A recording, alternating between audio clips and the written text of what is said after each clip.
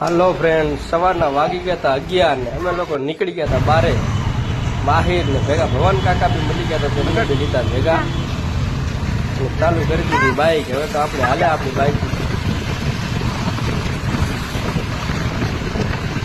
Bike આખી દીધી. તો હવે પહોંચી ગયા હતા આપણે આપણી જગ્યાએ, અને ત્યાં આવી ગયા હતા પ્રકાશભાઈ ને રમેશભાઈ. થેલી ખોલવાની કોશિશ કરતા પણ થેલી ખુલી નહીં. પછી માંડ કરીને બને થેલી તો ખુલી ગઈ. પછી આપણે બધા લાગી ગયા કબૂતર ને દાણા આપવા માટે. કબૂતર કાલ બહુ બધા આવી ગયા હતા, બધા છોકરાઓને મજા. પછી બહુ કબૂતર ઉડવા માંડી ગયા હતા. કબૂતર કાલે આવી ગયા હતા, આજે ઘણા બધા કબૂતર.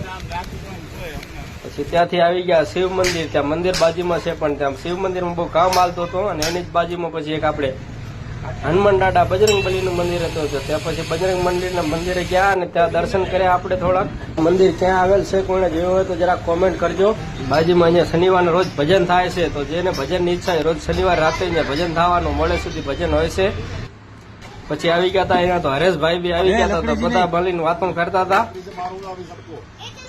બહુ મજા કરી. તો એમાં પછી કેની ને માહિર ને બહુ મજા પડી ગઈ હતી. મિની ગાર્ડન માં ગયા હતા, અને પછી બચ્ચા લોકો બધા બેટ બોલ રમવા મંડી ગયા હતા. એ લોકોને બહુ મજા આવી ગઈ. હરેશભાઈ પછી બચ્ચા લોકોને ગાડીમાં ભરીને નીકળી ગયા હતા ઘરે જવા માટે. પછી રમેશભાઈ પ્રકાશભાઈ નીકળી ગયા, અમે બી ભેગા હાલી ગયા હતા ઘરે જવા માટે નીકળી ગયા. પછી તમને કેવો લાગ્યો આજનો આ વ્લોગ, કોમેન્ટ ને શેર જરૂર કરજો.